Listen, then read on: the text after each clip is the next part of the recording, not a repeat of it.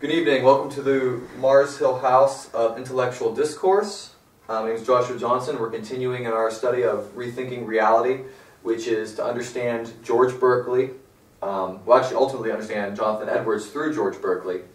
But first I'm going to recap some of the stuff that we went over last week in our study of the dialogues. We went through the first dialogue, not the whole thing, but through tactile sensation, which is the idea of sensing things through touch. And in that study, we examined some of Berkeley's arguments to demonstrate that the sensation, tactile sensation, exists in the mind. And the example that he will use relates to what we would commonly call temperature or heat, as well as coldness. And he deals with these things through three different arguments. Now, the first argument that he uses in this recap is the idea that pain, now I used a brief summary of the argument here. Pain is equivalent to heat. Now obviously this is simplistic what he was actually saying. In the dialogue, his first argument was that extreme pain is indistinguishable from heat. It was already admitted right away that pain is something internal, that it's mental. And so if heat is said to be in the fire, but you can't distinguish extreme heat from pain, and pain is in the mind, then therefore heat is likewise in the mind, not in the object itself. Now he continues to explain this in degrees with warmth and with coldness, and to show that even when you don't have an extreme temperature, he would try to argue that warmth, or even like a light amount of coldness, is a type of pleasure. And pleasure, being opposite of pain, also exists in the mind. Now, this first argument was good, but Hylas would contend, and contended quite vigorously, that the idea of warmth being a pleasure is not necessarily true. He would actually say that he's indifferent to warmth. In contrast, Berkeley then says, okay, well, I'm going to give you another argument, more in response. And his second argument is basically having to do with the identity of the object. Now, I put quickly here, A does not equal A. Actually, it should be non-A. A does not equal non-A. Now, that's a law of logic for those who are familiar with logic. It's one of the three cardinal laws, actually, law of non-contradiction. And in this law, it states basically what would be an absurdity. It would be absurd to say that A is non-A in the same way, capacity, in the same place and time. And similarly, we would address arguments and say, okay, well, if this argument implies this, it must be false. And this is immediately something that Hylas accepts in the dialogues, and this is Hylas' second argument. And he asks Hylas, okay, does any principle which leads us to absurdity false? Hylas says, well, of course. And so this is something that is mutually accepted by both of them. Now, in dealing with the idea of sensation being in the object, Hylas argues with Hylas and to show that we can have multiple sensations that are contradictory or opposite of one another at the same time in the same location in regards to what we're claiming is the alleged mind-independent object. Now, the example he uses is water in an intermediate state, or what he would say like lukewarm, what we would designate with a temperature lukewarm.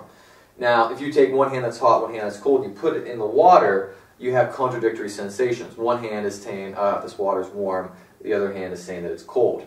That's a contradiction only if you're saying that sensation is in the object, and the object presents sensation to the mind. If it presents sensation to the mind, it will present what it actually is to us. There won't be any contradiction. It is what it is, the idea of identity. A equals A. However, what we have here is two identities in one location, in one object at the same time. A is not non-A, so you have a contradiction. Because that principle leads to absurdity, therefore, it must be concluded that the idea that there's a sensation in the object is therefore also absurd. This is the second argument George Berkeley uses through finalness, and it's probably the best argument, I would say, of all three. But the third one is a response, and this is to the common sense objection of Hylas, that isn't it absurd to say heat is not in the fire? And the response that Berkeley gives through finalness is that, well, if you have a pin dividing and rendering the flesh, causing damage to you, that is the occasion at which pain arises in your mind, but you don't say pain is in the pin. So likewise, when you put your hand to the flame, and the flame causes damage to your body, which occasions the feeling of pain, likewise you wouldn't say pain is in the fire. And because he argued earlier, which Hylas did concede, that extreme heat is pain, they're indistinguishable in a moment of sensation, therefore you can't say that heat is in the fire if it's indistinguishable from pain, just like you can't say pain is in the pin. The moment of damage to your skin is the occasion, okay, the occasion principle here, at which arises pain. Okay, so pin, pain. Pain is not in the pin, but the pin causing damage to you is the time at which pain will arise. So there's a correlation. And so this actually argument comes to it actually expresses a principle in logic as well. An informal fallacy on the part of, I would say, implied by Hylas. It would be cum-hoc, ergo propter hoc. Okay, cum-hoc ergo propter hoc means that a correlation does not imply a causation. Now this argument is very significant. It's used constantly in philosophy, and Berkeley is already starting to allude to it a little bit. I only want to briefly address it because we're going to be covering it much more in depth in later studies.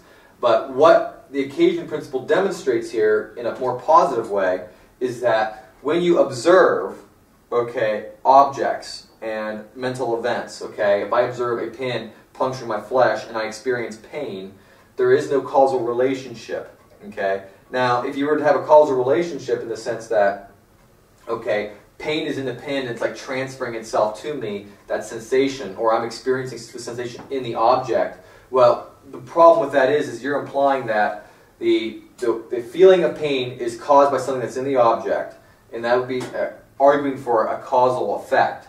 Whereas the occasion principle is kind of positively, and this is very subtle in the book, it's not become explicit quite yet. At this point, Berkeley is starting to allude to this and say, no, it's just the occasion in which it happens. It's just a relationship between different observations.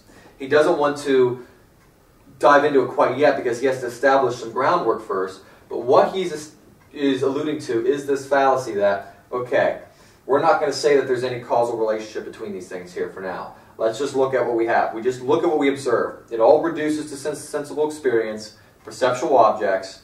So let's step back, take a close look at what do we have here. We have a pin hitting the flesh, and we also have pain. You wouldn't say pain is in the pin. Now he's appealing to common sense there. You wouldn't say pain is in the pin when that happens. Okay? So he's using a likeness principle here that this example would also apply to fire damaging the flesh and bringing about pain. So, just like you would say pain is in the pin, you wouldn't say pain or heat is in extreme heat is in the fire. And this is because all we have is the occasions. The reason that the likeness principle holds is because the example of the pin is a clear demonstration, a much clearer demonstration of a simpler, which is good for explaining the more complicated, that we observe the one event, we experience another event, they're in close relation to one another. That's a correlation, that's not a causal relationship. It's not a necessary relationship. It's something that happens to be the case. So, and he uses that, therefore, to help explain the relationship between fire, heat, and pain. And so these three arguments work very well together. This one here is more of a response and is alluding to something that needs to be explained further in more detail later on. But his main argument, you'll find, is argument number 2, and he uses it in the later sensations when he starts to argue about them. Now, another thing we covered last week was, now I have listed here as my argument, the Kweli argument, which is my way of summarizing the sensory arguments that Berkeley's making, that sensations exist in the mind. And this one, I want to clarify here, this isn't my argument in the sense that I originally pioneered it. It's actually a version I've created of Frank Jackson's Kweli argument, or what's often called the knowledge argument in the philosophy of mind. Frank Jackson was an epiphenomenal philosopher, which is a type of dualism. And in his argument, he was mostly talking about visual perception, but he was trying to show that sensations are in the mind, but he was also trying to show that, well, actually, I don't think that was his implication, but I think what he was ultimately trying to show was, in his argument, that the mind is distinct from the body. It's outside of objective physical explanation. It's a subjective thing. However, I have found that the argument works very well in demonstrating that sensations exist in the mind. It's been extremely effective for me in explanations with people that disagree with me in different debates I've had.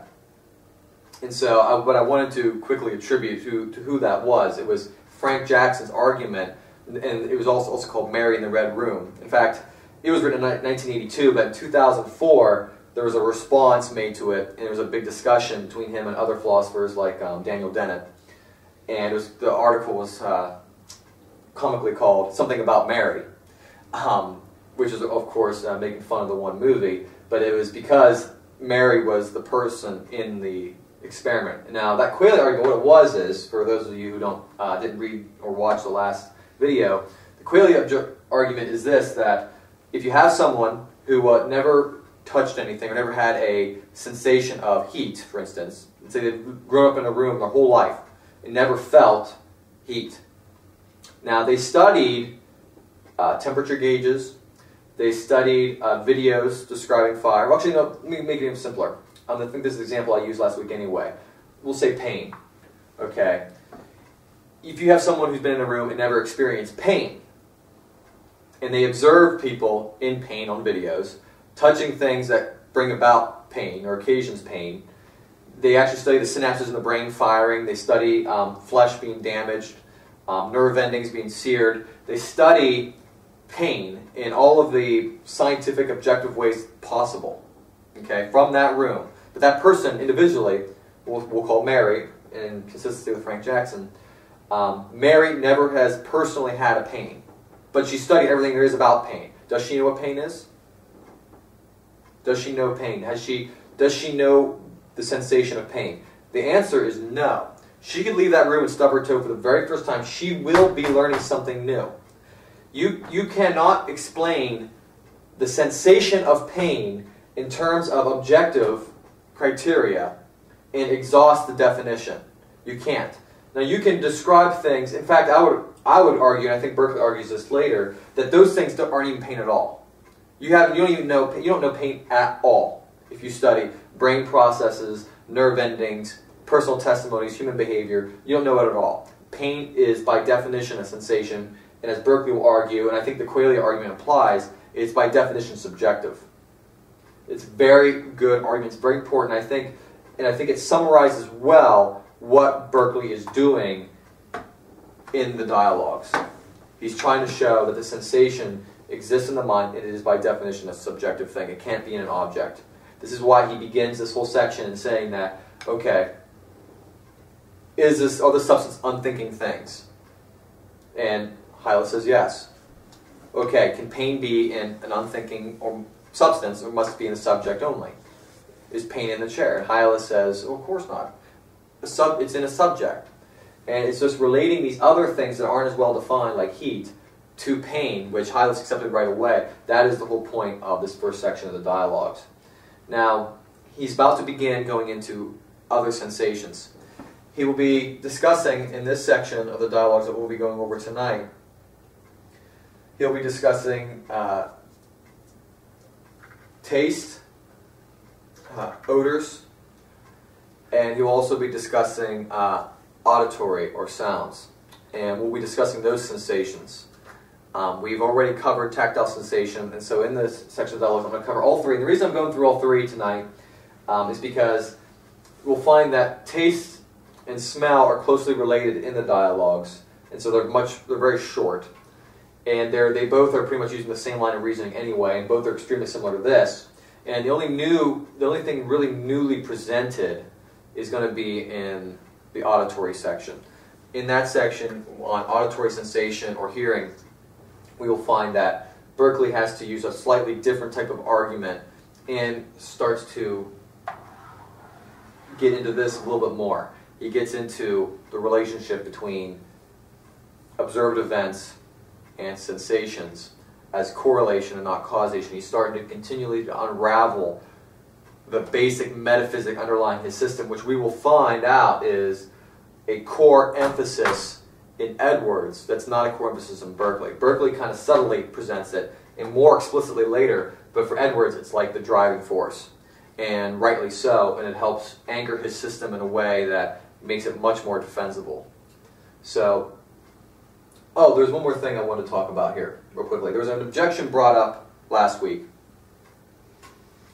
by one of the men who was at the study, and he's not here tonight. But it was the idea of, and I wrote here Martian lava man, but it was the idea that in response to the strongest argument made by Berkeley through fileness, that an object can't have two contradictory sensations. Well, one objection is, well, what if I was, my temperature, my body temperature was like 2,000 degrees, then that intermediate water would be much, much colder.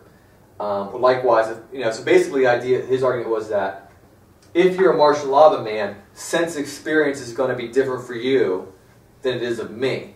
So what his point was, now what he was trying to do in presenting the Martian lava man objection is the same thing that Peter Van Innowagen does. And he actually does bring up Martians in his book Metaphysics, A Survey of Metaphysics.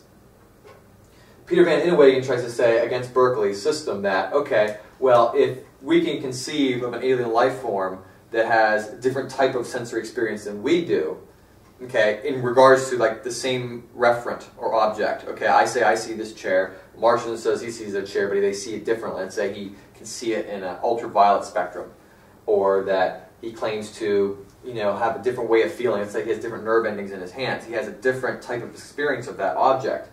That argument, Peter Van Innowagen is saying, is that, okay, well, therefore, sensation may be relative, but the object is common to both, but experienced differently. Therefore, realism is true.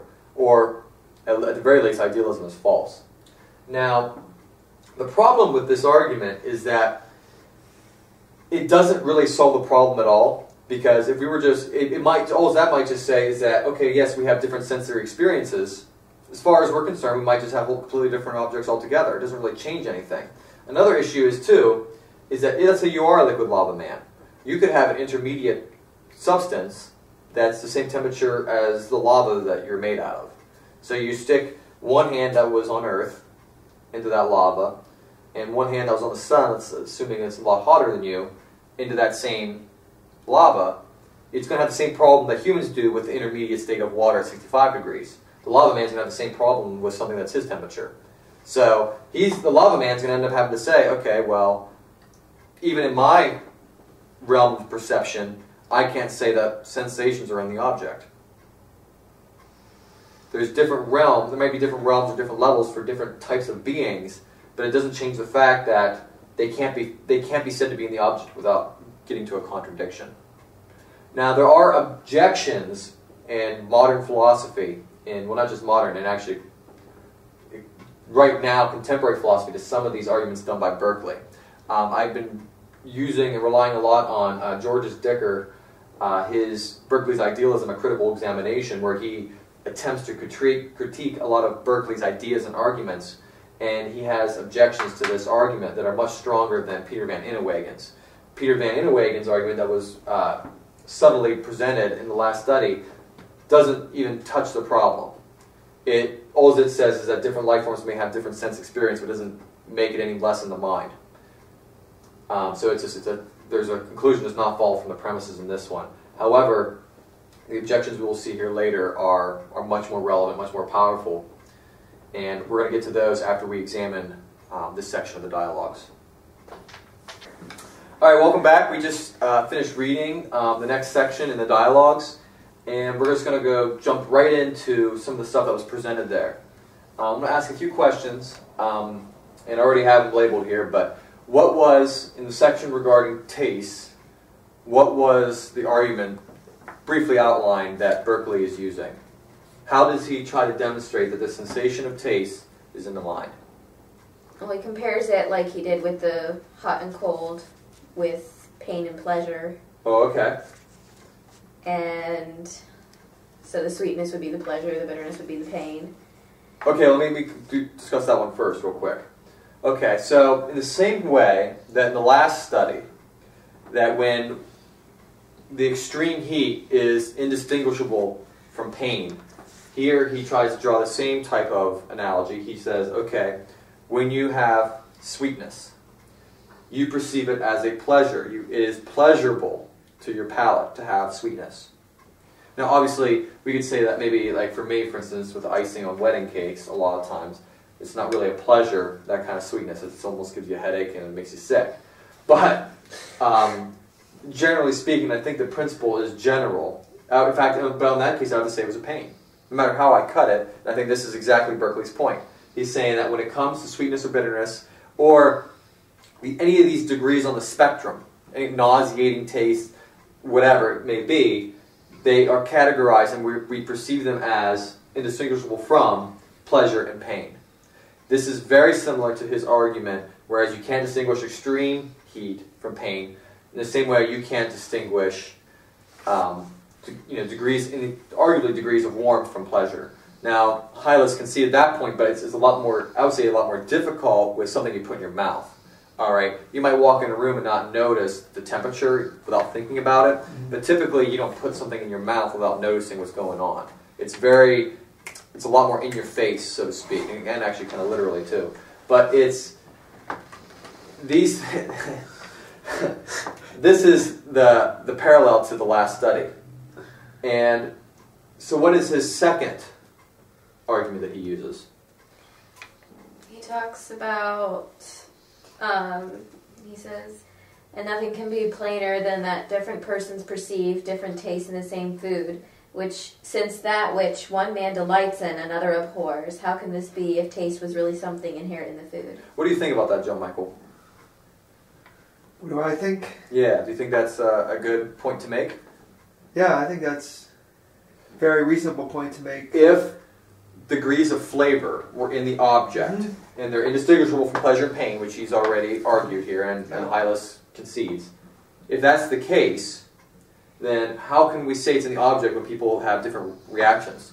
One person gets a pain, so to speak, from eating wedding cake, like me.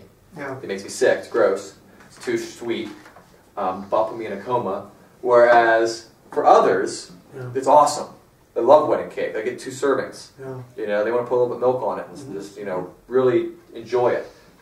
If the degrees of sweetness were the same for both of us, okay, and that's indistinguishable from pleasure, then why wouldn't we both eating the cake get pleasure? If it's in the object, it shouldn't matter. We will both get pleasure from eating it. You could say something kind of along the same lines with people that, as far as hot and cold go, people that like it really warm, people that like it... Okay, good example. Now that kind of ties in tactile sensation along with taste. Some people like, and this goes with apple pie. Some people like apple pie warm and fresh. Others like it cold. Some people like it with ice cream on it. Some like the changes in textures, changes in temperature. You see a lot, and a lot of this happens with a lot of different sensory experiences, that there's kind of like an overlap. But I think the point that you bring up is good. If pleasure was this in the object itself, then what you like, what I like would be the same, okay? Because it's in the object. But however, we can go to the same object and have a different experience of that object. Okay, why is that the case? And the point he's bringing out is that taste, okay, is in the mind. Now can anybody identify the third argument? Well, it's odors, no? No, within taste. Oh, okay. It's using a similar principle from before, the law of logic. That it couldn't be 2 through the same thing. Okay, well how does he do it? Oh, okay, I see. I don't see it. I know what the basic principle would be is two different people tasting the same thing. One tasting it and tasting... Well, in that way, that's between 2 different people, but that's the relativity principle. Oh, for the same person to eat. For the same person can have 2 different sensations going on at once, okay? One example, and I think me and you discussed this earlier, was that, okay, let's say I drink orange juice. Yeah. Okay. And then, and I get like a kind of like a mild sweetness. Then I drink lemon juice. Okay. Far more tart. Sour. And then I go drink orange juice again. Same orange juice, same cup that's on the table. What happens? Okay? From the first time I drank orange juice at moment 1, it was just like a mildly sweet. Then I drank the lemon juice, and then I drank that orange juice. Now, in that moment, that third moment, where I drink the orange juice a second time, at that moment, the orange juice is sweeter in taste to me. Sweeter. The sensation is different. Now, there's no reason why, if the sweetness is in the object itself, that it should change form. Mm-hmm. Essentially, it'd be absurd to say that there was a change in the orange juice. But that's exactly what we're saying, what the realists are trying to say. They're trying to say, this is what Berkeley is responding to, they're saying that the sensation is in the orange juice. If that were the case, then it would be the same sweetness in moment 1 as it is in moment 3, but it's not.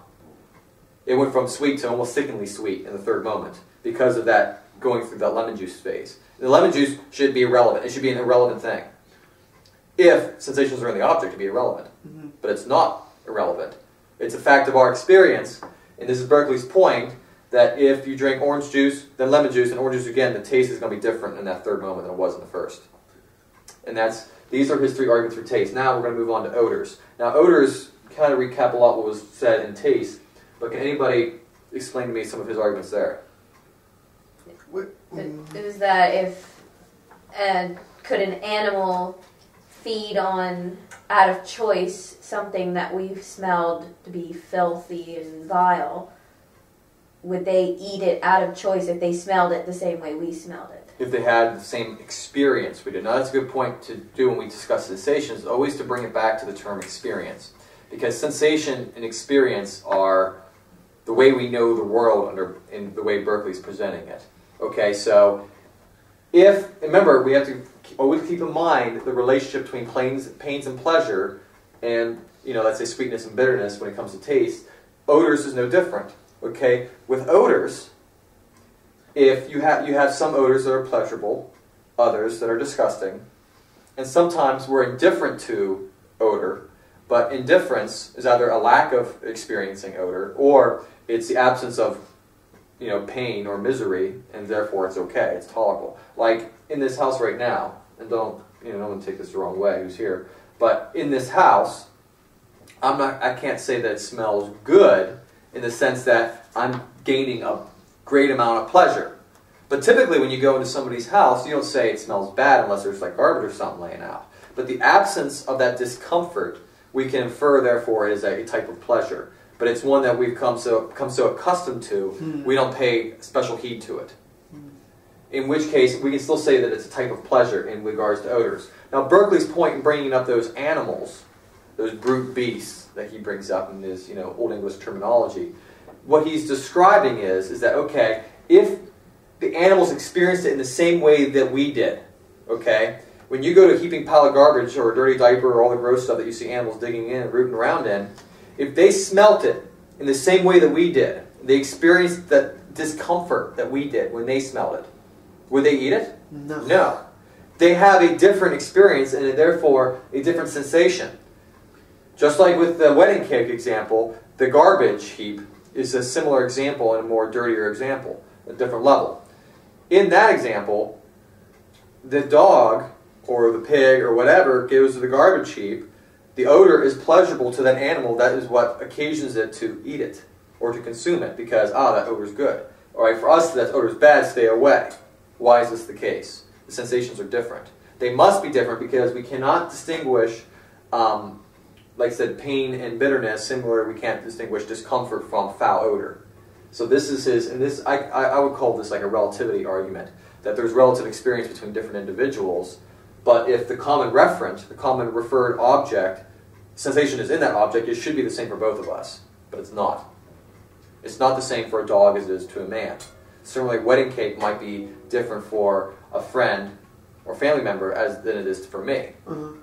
Now, this doesn't mean that there's no objectivity. We can both say, oh, well, there is a wedding cake. We both can point to the wedding cake, but our experience of that wedding cake is different.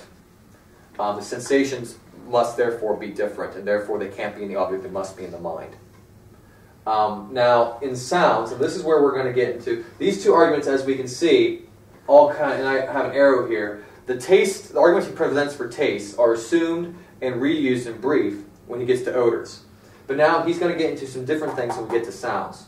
Can anybody tell me some of the things that are discussed in his discussion of auditory sensation. Moving your hand, moving your arm in the air, like wait, you know. Making motions in the air. Yeah. He says is one form of, or sort of one form of the sound is the motion in the air. Yes, and he starts out with an example of the bell, and that it's not in the object, but the subject is what? If it had no air, if the air could not get to you, you could not hear it. Ah, that's the point he's trying to make. He is saying that air is the subject of sound. Sound is motion or vibration in the air. So this is how he's trying to define sound. Now, he's not disagreeing that what we hear, our sensation, is in our mind, but he's trying to just make a distinction here that hasn't been made as easily up here. He's trying to make it much stronger here, Hylas is. He's trying to say, okay, yeah, we have the sensation of sound, but we also have, what really is sound is vibrations. That's the real sound. Okay, that's the more real, that's the division. Now,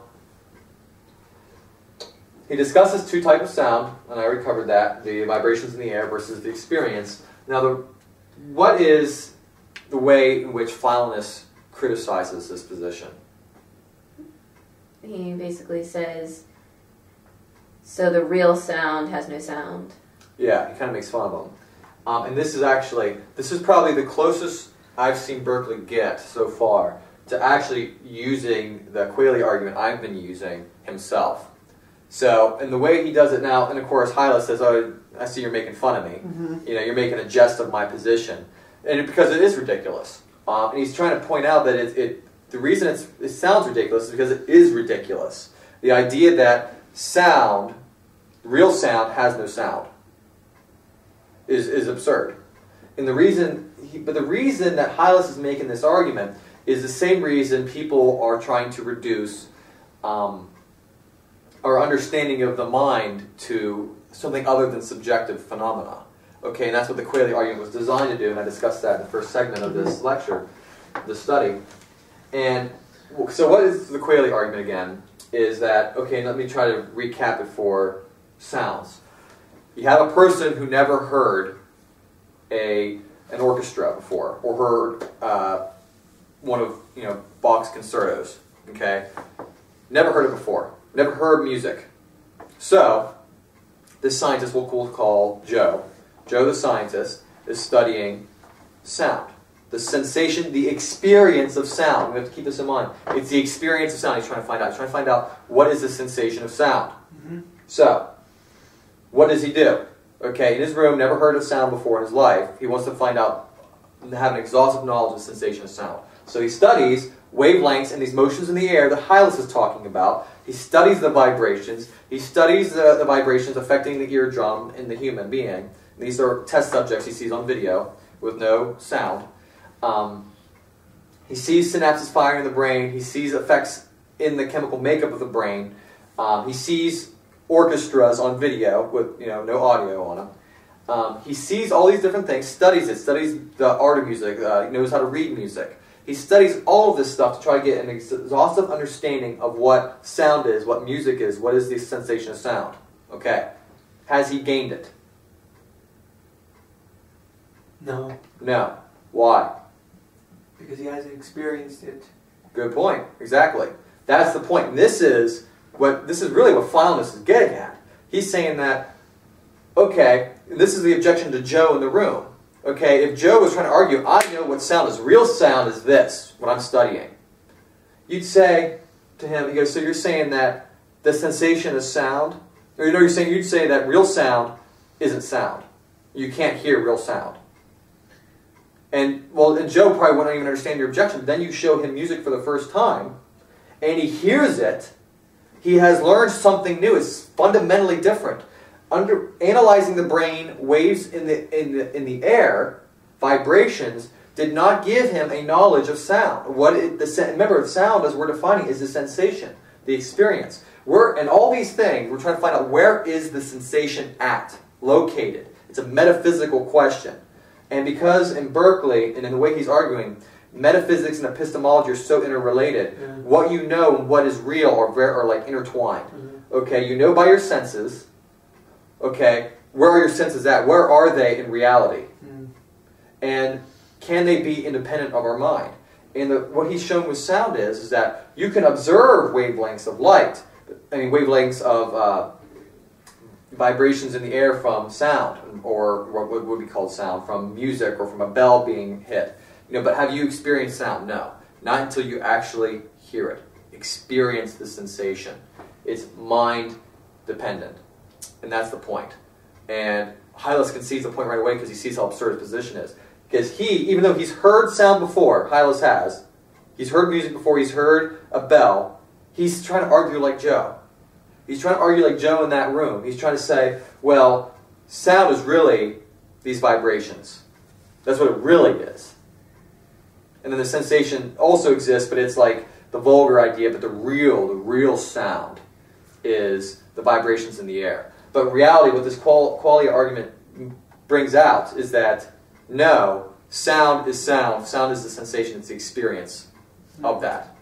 That's really what it is, bottom line. You can't explain it fully in terms of vibrations in the air. And that's what Hylas is trying to do. He's saying that's the real sound. Not the case. But this is going to get us to some of the objections that I really want to cover in the study that are more technical in nature. And a lot of these have to do with our previous study too. Now, I wrote George's Dicker up here because he's a contemporary philosopher, analytic philosopher. He writes a lot of philosophical surveys. He's done surveys on Hume and Locke and Descartes and Kant, Dewey, various philosophers. He writes surveys. And I have a book called Berkeley's Idealism, a Critical Examination. And in that book, he critiques Berkeley. He also tries to redeem a Lockean metaphysic, a Lockean epistemology. And in George's Dicker, I find probably one of the worst criticisms I've ever seen, period, bar none. The book is good in the sense that he does present some good objections, but a lot of them are terrible. Absolutely terrible, as if I even question whether he's even read the whole works. Now this would probably be really insulting to him if you heard me say this, but I can't get around the fact of the matter. This is what I want to cover. But I want to cover these in case people were possibly thinking them who watched the videos or were sitting and thinking about this. The one issue he brings up, the first objection, is called the qualities versus sensations objection. Now, this objection has to do with, like, for instance, we were talking about here, sweetness being pleasure, okay? Or heat, extreme heat being pain. Dicker will argue that, okay, well, we're assuming something that needs to be proven. Okay, he's saying that you're equivocating, making an equivalent statement between qualities and sensations. Heat is the quality of the object. Sensation is the pain. He's saying that, okay, well, you're saying you're trying to make heat a sensation. He goes, heat's not a sensation. Well, the problem is in the book from the very onset. How do you know anything about objects? What was the agreement from the very onset between Hylas and Hylas? Anybody remember? That they are perceived in the mind. Well, no. Before that, what are objects made of? Sensible qualities. Oh yeah, sensible. Yeah. That's the first. That's assumed right at the very beginning of the book. Yeah. Right beginning of the first dialogue. It's that objects are sensible qualities. Okay, we know the world by sensation. However, this objection that I want to address is that, okay, well, you're making a false statement by, making heat a sensation. However, that's not what the question is even about. The debate is about whether the sensation exists in the object or in the mind. But it's already been agreed that heat's a sensation. That part's not even disagreed upon. Heat's a sensation is just where it's at. Where is the sensation? Yeah. And that's the problem with this. Heat is not, to make a distinction between quality and sensation is erroneous, which means you ignore Berkeley. Berkeley and Hylas and Hylas have agreed already that the object is made up of sensations. It's whether these sensations are mind independent or they're in the mind. That's the question. Okay, so a quality of an object is sensible. That's why the qualia argument that I use, or is called that, because qualia is redness, taste, all those things. In the philosophy of mind, qualia is referring to sensible qualities. Okay, qualities of objects, qualities of experience that are fundamental in consciousness. All right, but you see, we use that same term because qualities and sensations are always considered this almost identical, the same thing. They're that irreducible, basic aspect of reality that we experience. And so this objection is ridiculous. And I wanted to clarify that on video and here, that that's not a valid objection. Another objection, which is actually better if we look at the relativity argument. Now, we've discussed this relativity argument about how, and it actually applies to the A does not equal non-A argument. The relativity argument says that, the seeming versus being objection is this, that these arguments used by Berkeley, which are his strongest, are false. And the way that the author Dicker presents this is, he'll say that, okay, write a quick argument here, let's sum it up here. In premise 1, he would say that an argument must be either valid or invalid. Would you agree? Okay. Well, this is going to be his counterexample against Berkeley.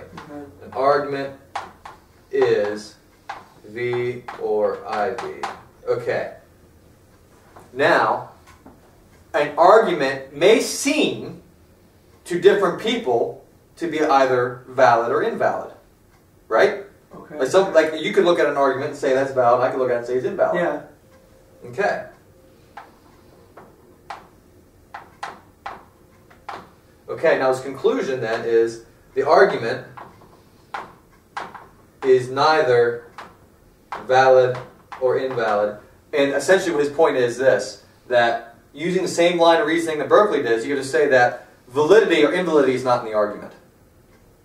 Okay, remember how Berkeley argues it with sensation. An object is either hot or cold.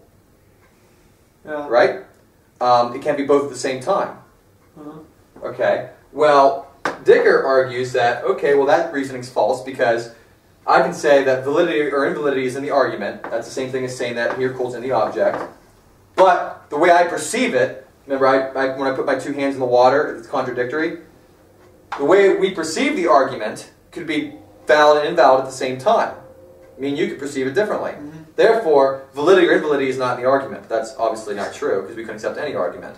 You see his point? Yeah, but he can only use that for two different people. The same person isn't going to view it as valid and invalid. Good point. Whereas they're really using that for people and he for the same person. So, aha, good. Dicker's being a moron. All right. This principle is still upheld, but now it could be a problem for the relativity principle. Only if there's one thing. He's trying to argue that seeming versus being. He's saying it's one thing to say that something seems to be the case, and another thing to say it is the case. Now, however, this once again ignores how we know about objects according to Berkeley. Because he's drawn a distinction here that he's assuming that Berkeley is making a distinction between seeming and being, and then trying to say seeming is being. However, that part's already assumed in Berkeley. It's already been conceded between him and Hylas that an object is its sensible qualities. It's already been assumed. If that's the case, then seeming has already been established by both of these men as seeming is being. Okay? If you sense an object to be red, it is red. Okay? That doesn't mean it's mind independent. It means the object exists in the mind. That's what Berkeley's conclusion is trying to draw. However, it's false to say, this argument is false because it's trying to say that it's assuming what Berkeley's already trying to disprove. Okay? It's assuming that there's an independent object, okay, and that the way we seem to see it implies what it really is independent of the mind. That's the whole thing Berkeley's questioning. That's the whole point of contention. The whole criticism of seeming versus being is to beg the question. Because that's already, first off, it's already been assumed seeming is being in Berkeley. And secondly, to try to make this distinction and make this argument is to basically completely go against everything that Berkeley's even talking about. It's like to bring in an irrelevant point. Is to beg the question. That is the point of contention, is whether there is something apart from seeming. Go ahead. Question along with if one person sees something as, okay, say you have 11 people in a room, yep, and you have an object, and one person sees it as red, and 11 people see it as black. Is now. You understand? I see what you're saying. Okay, well, give me an example. I'll give you an example to kind of counter this. It's the same thing how you determine that someone's colorblind. Okay, you can have 5 people in a room. Okay, or 5 people out, let's say, out in your yard. 4 people say the grass is green, one says it's brown. Yeah. Okay, well, how do you determine that person's colorblind? Yeah. Well, typically, and this is almost the way we almost have to do it, is that, okay, we say, okay, that one individual, it's a matter of observation as well. That one individual disagrees with the majority. Okay, so you already have consensus against them. And then secondly, you look at his eye, and his eye is all messed up. All right, so by inductive inference from past experience, if someone has a messed up eye, they don't see things correctly, and his experience is contrary to the rest of us who have healthy eyes. Okay. Therefore, he's colorblind. Okay, in the same way, when people perceive things differently than us, we could say that there are different correlative events in which we could say, oh, okay, they must be colorblind. However, it doesn't escape the situation. Go ahead. So then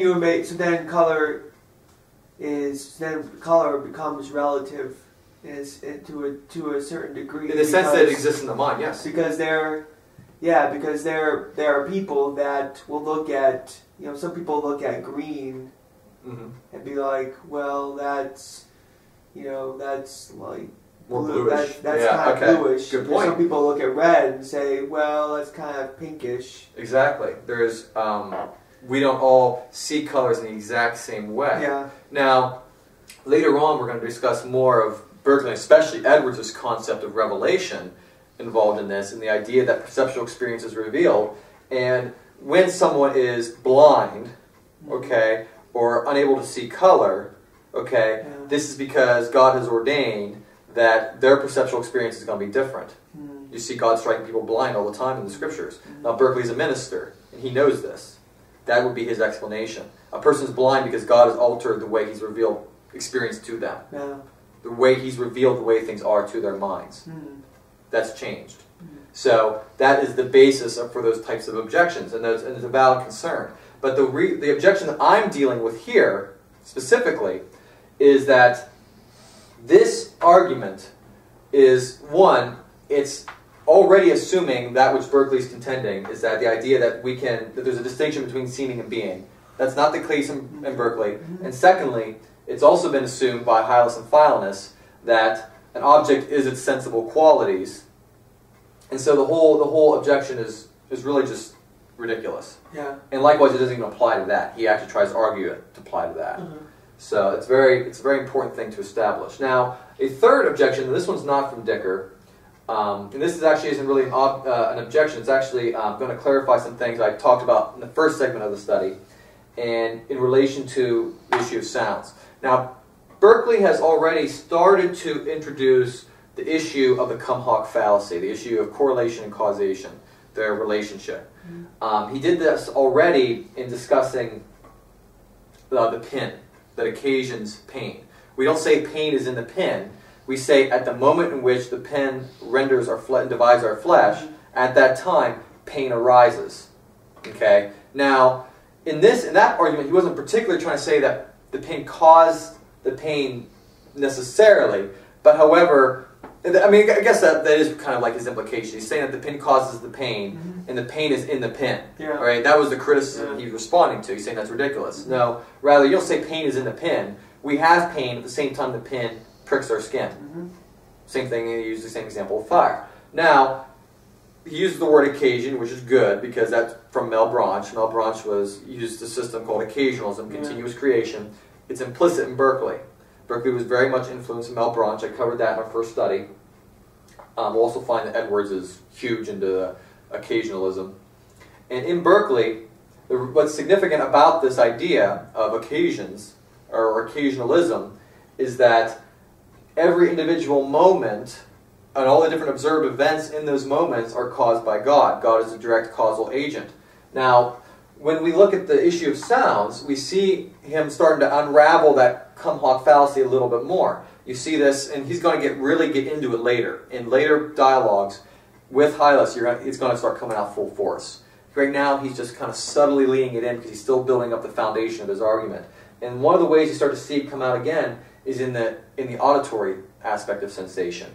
And that comes down to partly what this Kweli argument was trying to accomplish. Okay, you see and observe sound waves hitting your eardrum, and science has shown, and even in this time, in the late 1600s, early 1700s, even during this time they knew that, okay, something was going on in the brain, in the gray matter in your skull. Okay, sound waves in the air, you see the motion, the vibration, hits your eardrum, something goes on in the brain.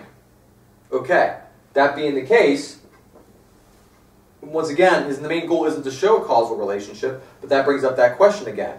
Is the sound, the hearing, transferred, caused by those observed events?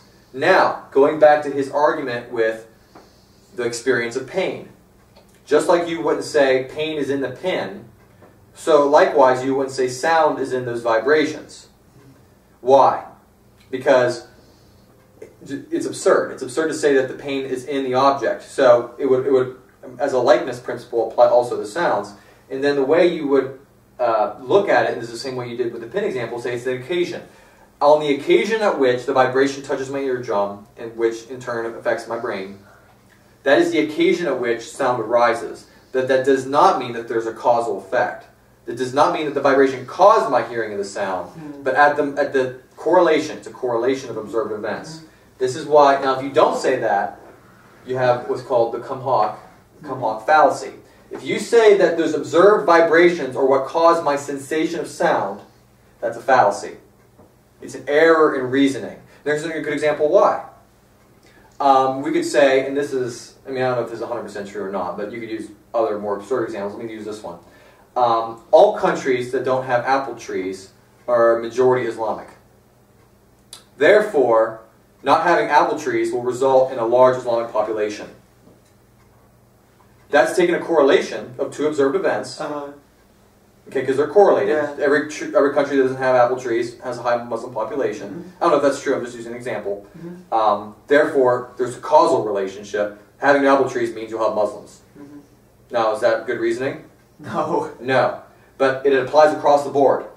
Just because I see sound waves, vibrations touching my eardrum, and see an electrical charge or something going from my eardrum to my brain, does not mean, and then I have the sensation of sound at the same time, does not mean that those events are the cause of that sensation.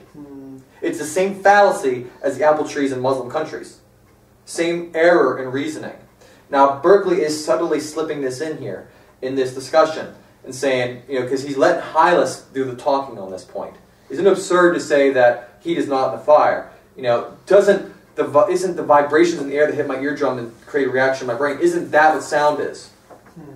And this is because Berkeley is already starting to look at materialistic science where it's going, and he's going to try to hit some of these fallacious inferences that they're making. Right now it's subtle, it's going to get much more explicit later. And you'll see how this relates to why he believes that God is so essential to the whole system of thought.